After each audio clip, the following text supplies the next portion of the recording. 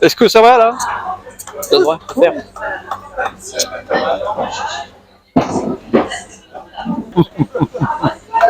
Bonjour Thierry.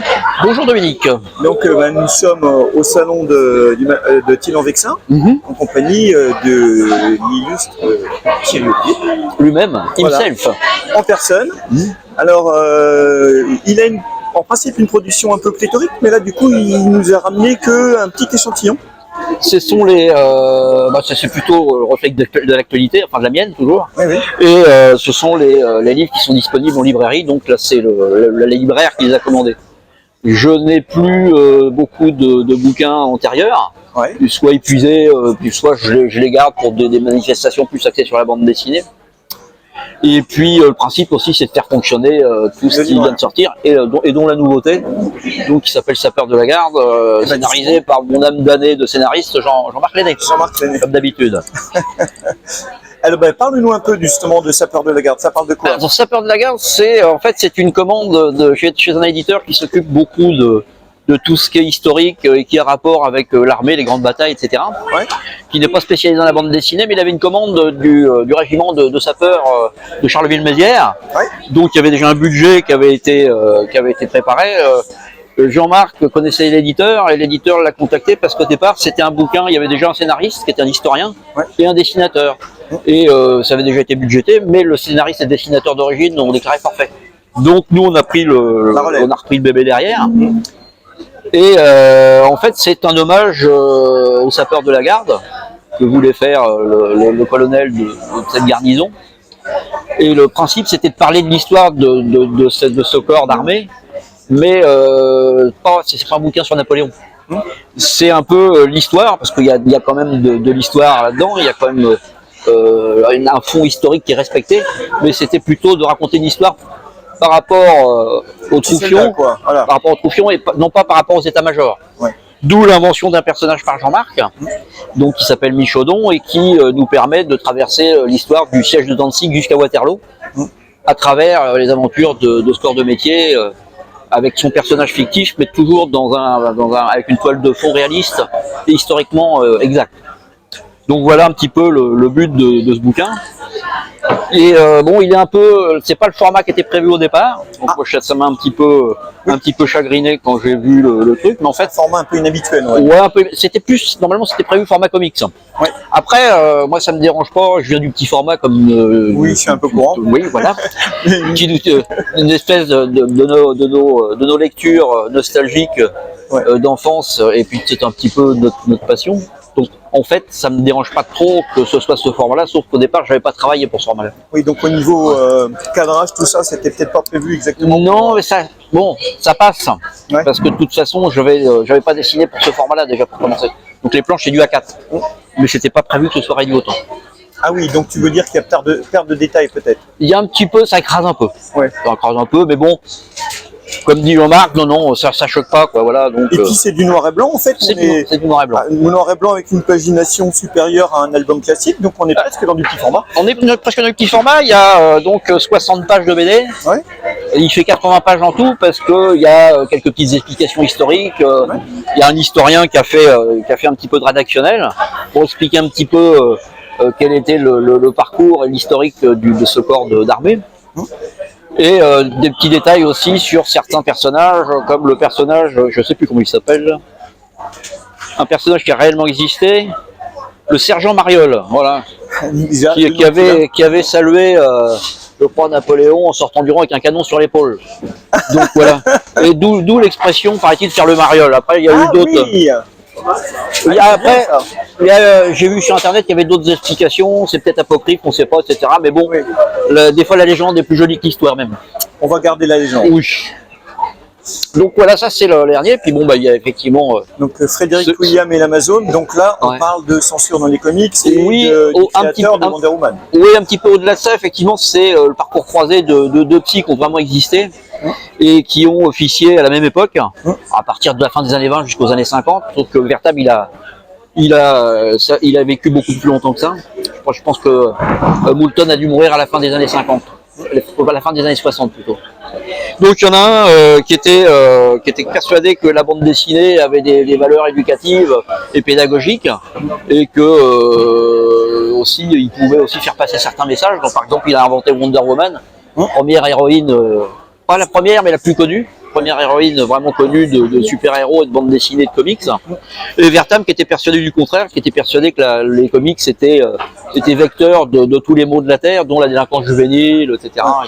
Et tout ce qui pouvait pervertir nos chères têtes blondes. Donc ces deux types-là, apparemment, ne se sont jamais rencontrés. Hein, ils étaient un petit peu à l'opposé l'un de l'autre. Donc Jean-Marc a imaginé ces deux destins parallèles. Et aussi, il fallait aussi faire en sorte qu'il n'y ait pas d'un côté le méchant et le bon de l'autre. Oui. C'est-à-dire que la vérité est toujours un petit peu plus nuancée, un petit peu plus compliquée que ça. Bah, surtout que le créateur de Wonder Woman, il vivait en troupe.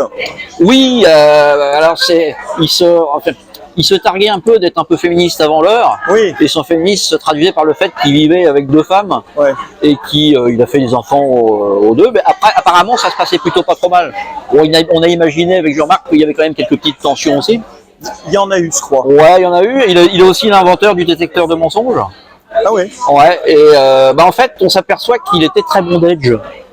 Parce que Wonder Woman, dans ses premières aventures, était souvent entravée, souvent ficelée. Et que le détecteur de mensonges, si on regarde les photos d'époque, on voit qu'il y avait beaucoup de femmes qui étaient attachées aussi. Si on peut faire un petit parallèle avec ça, bon, c'est pas bien méchant. Oui. Et puis, effectivement, je pense qu'il était assez avide de notoriété, comme le sont un peu tous ces gens-là. Alors que Vertam, lui, était persuadé que sa croisade était justifiée, c'est-à-dire que ça partait d'un bon sentiment. Il allait dans les dispensaires, donner de l'aide aux anciens combattants noirs, par exemple. Il allait dans les orphelinats d'Harlem, il allait faire un petit peu tout ça. Et je pense qu'à force de voir des gens un peu malheureux, un peu pas bien dans leur peau, etc., il a cherché des raisons, il a cherché des motifs qu'il a lui-même imaginés. Ouais. Et il s'en est pris à la bande dessinée parce que c'était le moment du macartisme, qu'il était bon de taper sur certaines personnes aussi à ce moment-là. Il y a eu des commissions sénatoriales. Hein. Oui, puis il n'est pas le seul. C'est-à-dire que c'est arrivé aux États-Unis, mais c'est arrivé aussi en France. Tout à fait. Des pays où la BD a été vecteur de tous les maux. Ah, mais complètement, mais c'est la même période. Hein. Oui, bien sûr. Les chasses aux sorcières, il y en a eu partout. Hein. La loi de 1949. Bah, 49, voilà, on est dans la même période. Ah, complètement. Et puis aussi, en France, il y avait aussi, c'était une espèce de protectionnisme aussi. Anti-américain. La bande dessinée italienne, espagnole n'était pas mieux vue non plus. Oui. Alors, on sait très bien ce qu'il advenait des traductions chez Lug et compagnie. Oui, qui étaient censurés. Où on voyait quelqu'un tomber, quelqu'un qui tendait la main et un Indien qui tombait alors qu'il n'y avait plus de pistolet, par exemple. Voilà, ou qui tuait mort d'un coup de couteau, mais pas de couteau. Il n'y avait pas de couteau, effectivement. Donc ça paraissait un peu bizarre. Puis bon, les comics chez Lug, pas seulement. Hein. Oui, j'ai retrouvé de la censure chez Haredi, j'ai retrouvé de la censure chez Impérial, j'ai retrouvé de la censure partout. D'ailleurs, bizarrement, chez mon journal, il y en a eu moins. Il y en a eu moins. Il y en a eu un petit peu, ouais. Mais moins. Un petit peu, ouais. Donc, voilà. La censure, c'était pas l'apanage de la seule bannière étoilée, quoi. Il y avait aussi ça chez nous, plus une bonne dose de protectionnisme. Voilà. Oui, oui, bien sûr, voilà, il y a le protectionnisme. Disons que la censure était monopolisée par les entreprises catholiques et les communistes. Donc forcément, les communistes viraient les trucs américains et les autres viraient tout ce qui était. Ils protégeaient leur précaré. Voilà, exactement. Parce que ils étaient tous dans l'édition. Ils étaient tous éditeurs de BD, donc il y avait la presse Cato, puis la presse Coco, qui était très bien en fait aussi. Hein, voilà, c'est pas pour ça que c'était pas bien. Pourtant, moi je suis fan de Vaillant, de Pif, etc. Moi aussi. Et la BD, la presse Cato, moi j'ai même lu, j'étais gamin, j'avais Okapi, j'avais tout ça, et c'était de très bonne tenue. Ils étaient assez œcuméniques en fait aussi au niveau des dessinateurs, qui passaient de l'un à l'autre aussi. Exactement. Donc ça, il n'y avait pas. Je trouve que s'il n'y avait pas eu cette histoire de censure, ils s'en seraient sortis un peu plus grandis. Exactement. Je pense aussi, effectivement, ça aurait parce que ils ont bien emmerdé tout le monde quand même. Oui. Ils ont bien fait chier ça. Alors, au-delà de ces deux bouquins-là, c'est quoi tes futurs projets? Alors j'ai un autre, donc Jean-Marc, j'ai eu au téléphone hier, donc on avait quelque chose de prévu qui va se concrétiser certainement dans les semaines qui viennent. Je pense que le contrat va pas tarder à tomber, donc je me déplacerai pour l'occasion. Et ça sera plus dans cette veine-là. Historique. Ouais, mais par contre ça va être plus facile parce que ça concerne la Deuxième Guerre mondiale. Ouais. Et il y a plus de documents photos qu'à cette période-là. Ah oui, il n'y avait pas trop de photos. Donc, et puis en plus, on sera plus dans l'exactitude sur le plan vestimentaire, etc. Il est... Là, tu as dû un peu improviser certaines fois. Donc l'éditeur il a dit c'est pas grave de toute façon puisque cette période-là, j'ai pas trouvé dans la documentation que j'avais un seul uniforme qui ressemblait à l'autre. Déjà pour commencer, selon les périodes, à quelques années près, etc. Donc je sais qu'il y a certains historiens qui vont tiquer un petit peu, etc. Bon, c'est pas très grave. Il nous a dit de toute façon, vu les conditions dans lesquelles ils étaient amenés à aller au feu, ils changeaient des fois, ils se prenaient des trucs, etc. Et c'était interchangeable, quoi. Oui, bien sûr. Donc le projet suivant, ça concernera John Steele, qui était le type qui était resté accroché en parachute dans le débarquement au clocher de Sainte-Mère-Église, qui a été immortalisé par le film Le Jour le plus long. Exactement. Voilà. Donc ce type a vraiment existé. Oui. Il a une histoire un petit peu particulière, parce que à un moment donné, il a été contesté dans son récit par des gens qui voulaient un peu l'embêter, etc. Oui. Et il a été réhabilité après. Il est venu en France. Et il y a quelque chose de très sympa à son sujet que j'ai découvert, c'est qu'il était originaire de Métropolis. Métropolis existe vraiment. D'accord. C'est une toute petite ville. Ouais. Et donc ça fait un parallèle aussi un peu avec les super-héros qui n'est pas désagréable du tout. Et la SF aussi. Et la SF, bien sûr. Parce que Fritz Lang a Métropolis. Oui, oui, bien entendu. Aussi, c'est bien entendu, c'est vrai, j'avais omis. Et donc la veine horrifique que tu apprécies tant pour l'instant. Alors j'ai du stock. Ouais. J'ai du stock d'histoires nouvelles. Il y avait une intégrale qui était prévue. Ouais. Donc je n'entends plus parler par mon éditeur. Je ne sais pas s'il existe toujours, malheureusement. Ouais. Mais si, j'aime toujours. Oui, je suis toujours un petit peu branché là-dessus. J'en fais un petit peu à temps perdu quand je suis entre deux projets.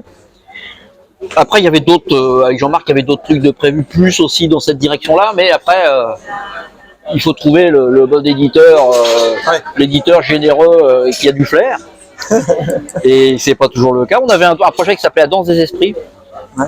Qui mélangeait western, histoire de zombies. Il y a une douzaine de planches de réalisées. Je pense qu'après le projet qu'on va attaquer bientôt, je pense que Jean-Marc va relancer un petit peu le truc. D'accord. J'ai fait 12 planches. Ah oui, quand même. Ouais, c'est déjà bien lancé. Ouais. J'ai fait 12 planches. Il y avait un autre truc pour lequel j'ai fait déjà plusieurs planches, qui était prévu chez Comics Bureau, mais comme le bouquin est sorti début janvier 2020, 3 mois après, ça a été le confinement. Et que c'était quelque chose, c'est un one-shot, c'est pas non plus une franchise comme Black et Mortimer, donc c'est pas quelque chose qui roule tout seul. Donc ça nous a torpillé le projet en fait, parce qu'on n'a pas pu le défendre comme il fallait, on n'a pas pu le promotionner sur les salons. Et on a été un peu lâché aussi par les commerciaux qui avaient autre chose après. Voilà, un bouquin comme ça, quand il sort, il est plus en tête de gondole 3 mois plus tard. Ouais. Donc quand on a recommencé à faire des festivals 1 an plus tard, c'était trop tard. Il y a eu le passage télé, c'était bien. Là, ils ont fait le boulot. Hein. Mais quand c'est plus le moment, c'est plus le moment. Alors je note quand même une chose, c'est que les deux BD que tu présentes, elles sont en noir et blanc. Ouais. T'es pas embêté avec les coloristes en fait. Alors, je vais te prendre en défaut, car il y a de la monochromie. En fait, Jean-Marc avait une petite idée, comme par exemple, Vertam s'occupait aussi d'aller rencontrer les serial killers en prison. Ouais. On s'est imaginé qu'ils pouvaient avoir tous les deux dans leur songe, ou quand ils pensaient à quelque chose, ils ont aussi quelquefois des visions prémonitoires, que Vertam voyait les choses plutôt avec des nuances de rouge. Ah oui, j'ai pas vu ça. Et Moulton plutôt avec des nuances de bleu. Ok. Oui, c'est Donc malin. ça, je me suis fait plaisir, forcément. Alors, où il est où mon pépère? Alors, on avait fait aussi des essais en couleur. Ah oui, ok. Et ça, Mais c'est pas concluant. Et vu mon côté avec mon style un peu vintage, c'était pas plus mal de faire du Lavis, ça correspondait bien à l'époque en plus. Donc on a fait en sorte, si je retrouve des pages, ah voilà. Donc et voilà, donc lui il a des nuances de bleu. très bien. Chacun a son petit code couleur. En plus je trouve que ça rajoute un petit plus aussi à la narration. Ouais. Qui est en 4 chapitres. Des chapitres qui sont, parce que c'est raconté dans l'ordre chronologique, tout un chapitre avec l'arrivée de Vertam à New York. À IC Comics. Ah, tout à fait. Donc les chapitres sont séparés. Donc chaque chapitre est annoncé par un pastiche de couverture de comics. Ok. ou de pulp.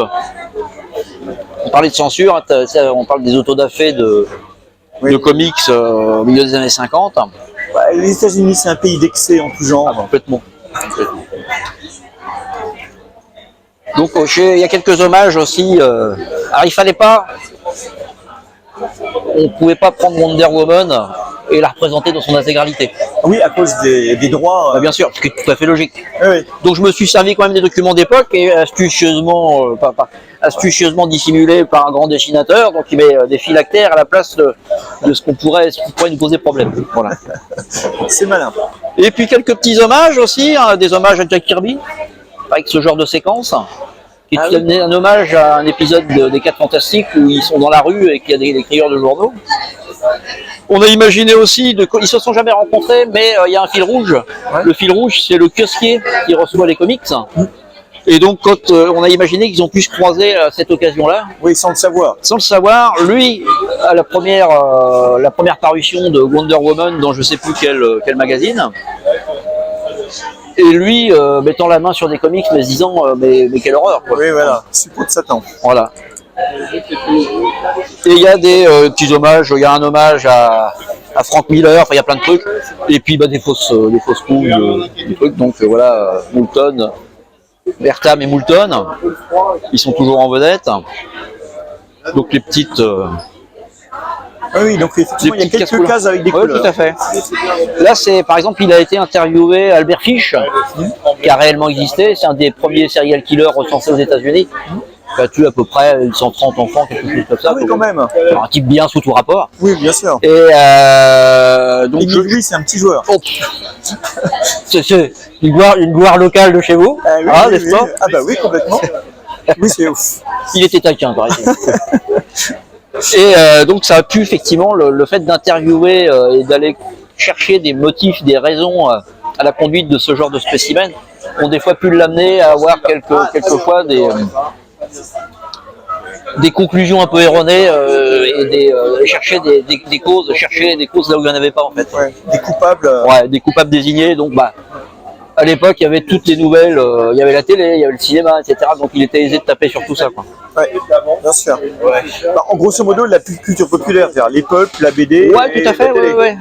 Et en fait, il a fait un peu son mea culpa, je crois que c'est au début des années 70, quand il a commencé à faire des articles sur les fanzines. Ouais. Et je crois qu'il s'est aperçu qu'il s'était un peu fourvoyé. Et il l'a un peu avoué à demi-mot. Mais je pense que c'était un peu tard, le mal était fait. Oui, bien sûr, oui, oui. Moi, ce qui m'intéresserait, c'est de trouver son bouquin, par exemple. Seduction of the Innocent. Ouais. Mais je ne sais pas s'il a été traduit. Traduit, c'est pas sûr, ouais. Bon, en tout cas, écoute, Thierry, c'était passionnant. Je te remercie. Quand on était extrêmement bien interviewé, forcément, faut pas faire autrement.